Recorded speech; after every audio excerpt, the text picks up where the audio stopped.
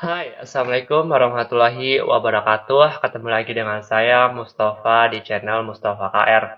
Nah, video kali ini saya ingin membahas sedikit tentang perihal suatu hal-hal yang penting atau fundamental teman-teman semuanya untuk pekerja migran Indonesia, baik yang baru ataupun yang sudah lama. Di sini saya karena banyak banget kejadian-kejadian yang sangat tidak terduga dari berbagai hal, dari pekerja, dari situasi, dan kondisi yang mengakibatkan banyak teman-teman kita yang gugur sebelum perjalanannya dia selesai kontrak. Jadi saya mohon untuk teman-teman semuanya lebih aware lagi terhadap situasi yang penting ini dan sebagai yang baru, saya harap lebih banyak bertanya kepada seniornya dan yang senior lebih aware lagi untuk berkomunikasi kepada yang baru-baru.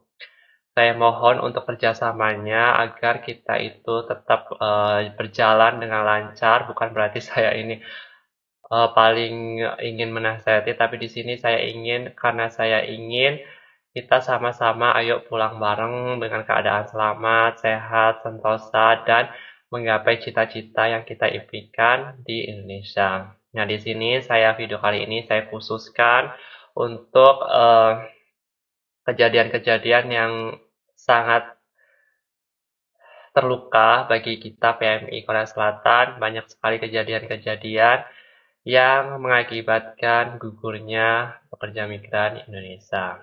Jadi saya di sini ingin membagikan walaupun yang sudah terjadi adalah ya udah masa depan kita harus ukir dari masa yang sekarang, maka dari itu kita harus belajar dari masa lalu.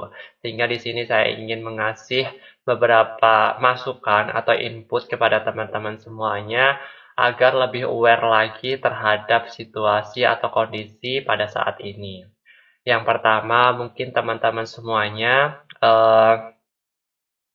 apalagi yang baru ya, di sini saya ingin melakukan hal-hal yang paling penting teman-teman lakukan atau lebih aware lagi atau fundamental dalam bekerja di Korea Selatan. Nah, yang pertama saya ingin fokus ke budaya. Budaya di sini sangat berbeda ya. Kalau teman-teman semuanya menganggap budaya Indonesia dan Korea itu sama, itu jelas berbeda. Jadi di sini saya ingin menyampaikan bahwasanya budaya Indonesia dengan Korea itu ibaratkan barat dengan timur.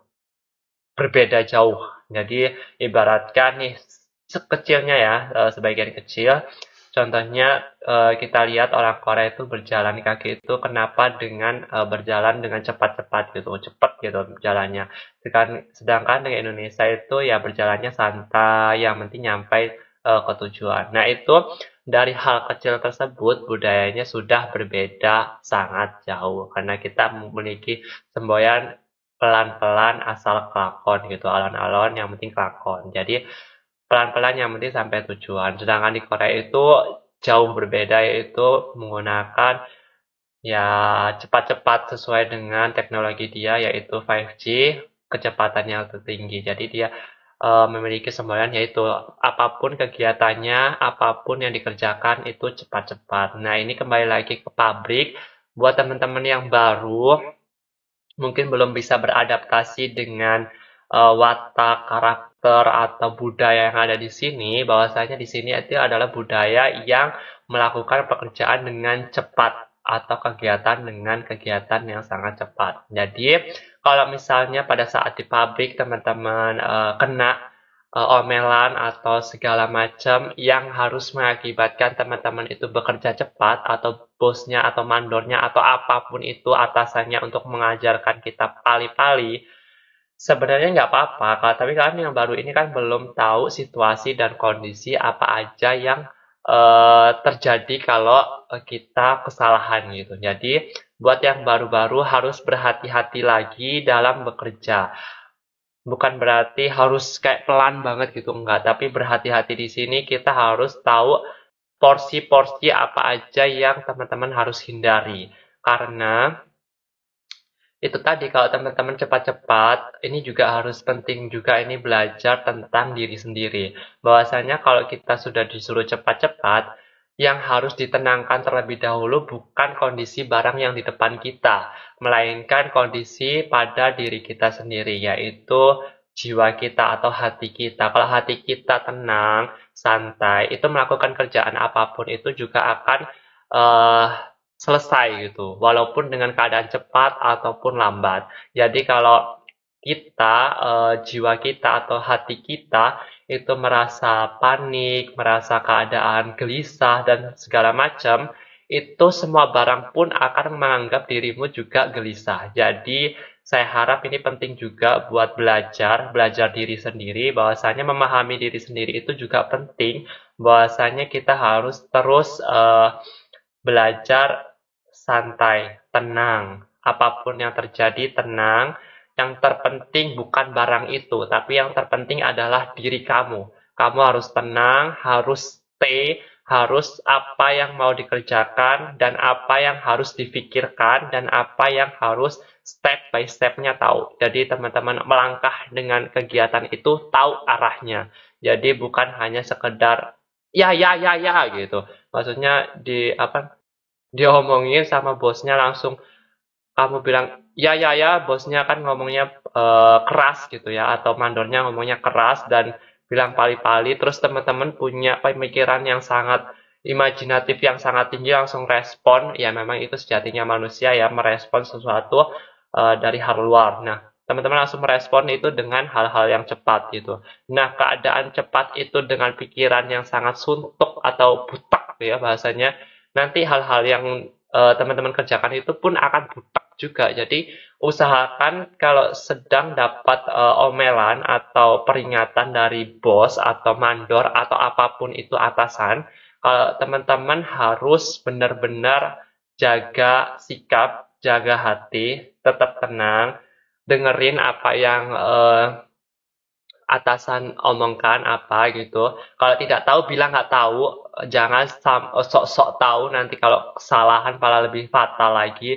Jadi di Korea ini bukan kita mohon maaf ya cari muka gitu lah ya intinya. Jadi kalau misalnya nggak tahu ya udah nggak tahu, fix nggak tahu. Jadi daripada teman-teman nanti ada resiko-resiko yang mendalam gitu ya. Jadi kalau teman-teman bahasa misalnya kurang tahu, ya bilang aja Jalma Theo gitu. Jadi nggak bisa mengerjakan tersebut. Jadi conconi juseo gitu. Bilang aja pelan-pelan aja gitu ngajarinya. Jadi nanti bosnya ya walaupun ini sulit ya karena perbedaan budaya tadi, bosnya mungkin ngomongnya cepet-cepet gitu. Nah, tapi kalau misalnya teman-teman hati ke hati, insya Allah mudah-mudahan walaupun ini agak sulit juga ya karena saya juga mengalaminya, tetapi kalau teman-teman bicara dengan pelan-pelan terus bosnya juga mengerti dengan keadaan baik, terus teman-teman dengan tersenyum, jangan udah marah ditambah marah lagi, ini juga akan menjadi bumerang buat kita sendiri. Jadi saya mohon buat teman-teman harus tetap tenang. Yang terpenting adalah diri teman-teman, jangan mikirin barang-barang yang tersebut. Teman-teman itu jauh lebih penting daripada barang-barang itu, oke? Jadi saya mohon buat teman-teman yang semuanya lah, intinya apalagi yang bekerja di bagian-bagian yang resiko tinggi ya, walaupun pekerjaan semua resiko tinggi, tetapi kalau teman-teman sudah tahu ada resiko yang terlihat, saya mohon lebih berhati-hati lagi dalam bertindak atau bersikap terhadap peringatan yang diperingatkan oleh atasan. Itu dari budaya. Terus karakter ini juga sama juga masuk ke budaya. Bahwasanya karakter Korea itu memang sangat-sangat beda banget gitu ya. Kalau di Indonesia kan kebanyakan karakternya Jawa gitu ya, santun, sopan, apapun itulah, marah aja kayak masih sopan gitu ya. Jadi kalau di sini tuh ya marah-marah gitu. Jadi kalau apapun ya dibanteng gitu lah ya intinya gitu.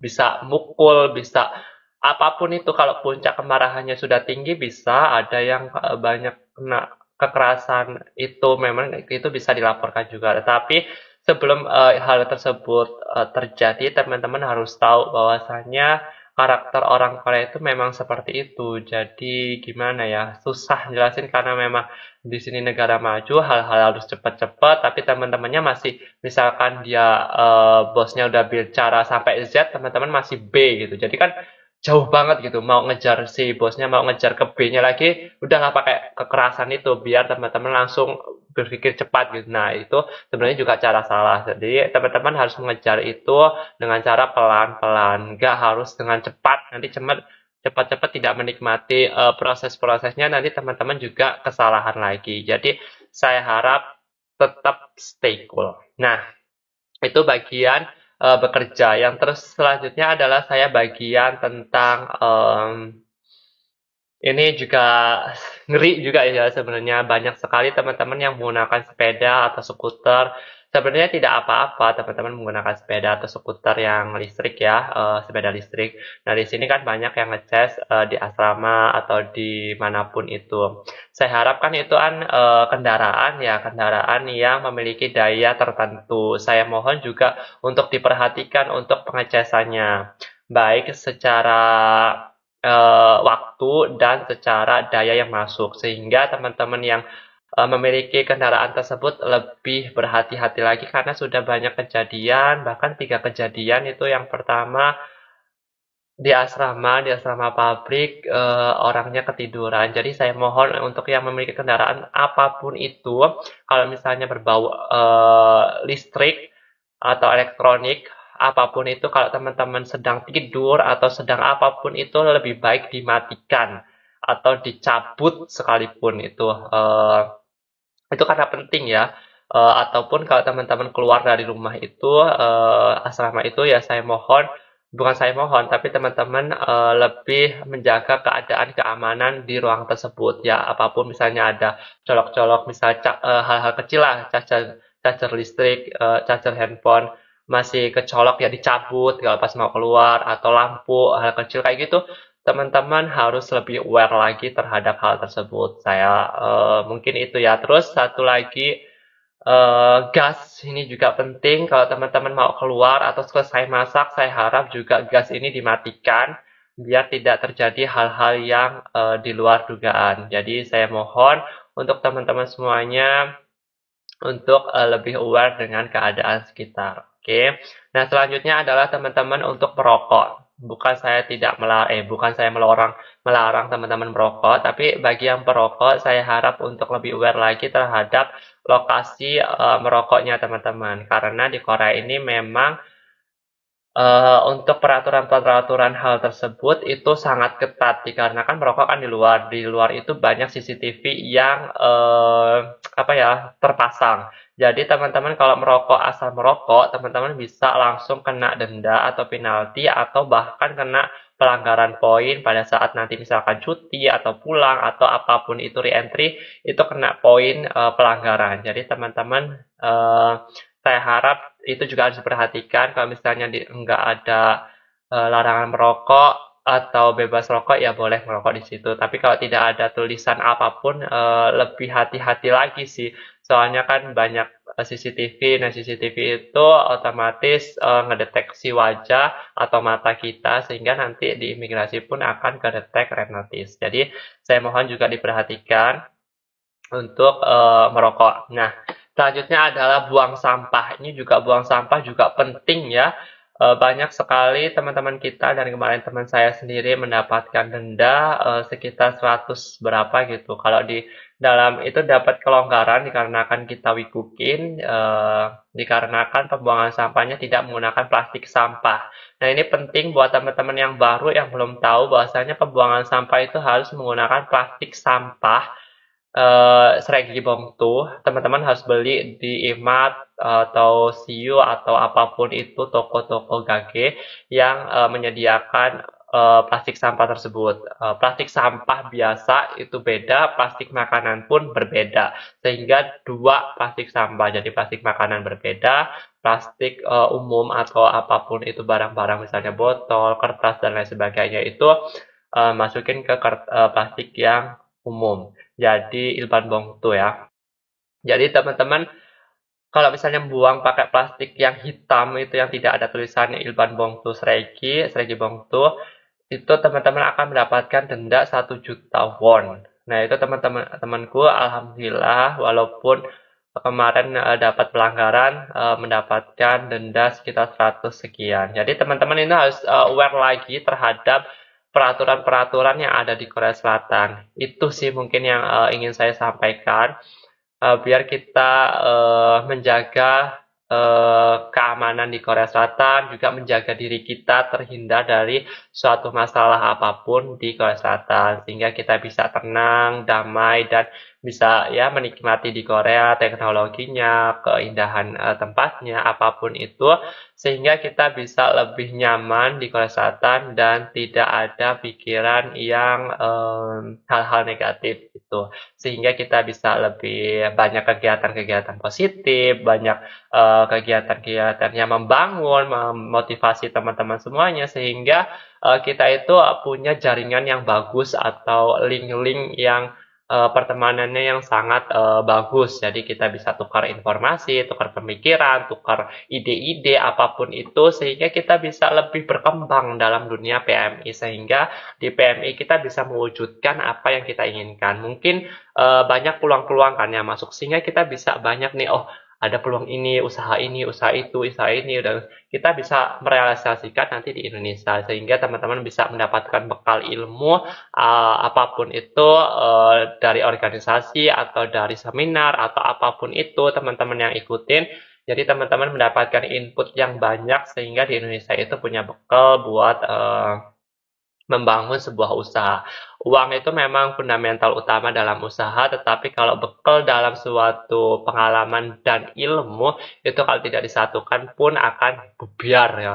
Ilmu tanpa uang juga susah, tapi kalau uang tanpa ilmu pun akan bubar ya. Jadi dua-dua kombinasi ini menjadi fundamental penting dalam suatu usaha. Jadi kalau teman-teman ingin usaha di Indonesia, ya uangnya dikumpulin, ilmunya pun ditambah. Jadi bisa berkolaborasi antara kedua itu. Semoga kita bisa membangun bisnis atau usaha di Indonesia dengan bangunan yang cepat atau pesat dan sukses di Indonesia, pun kita pulangnya juga selamat sampai tujuan dan membawa kabar gembira untuk keluarga kita, sehingga kita bisa ya bisa menikmati di Indonesia bersama dengan keluarga tercinta.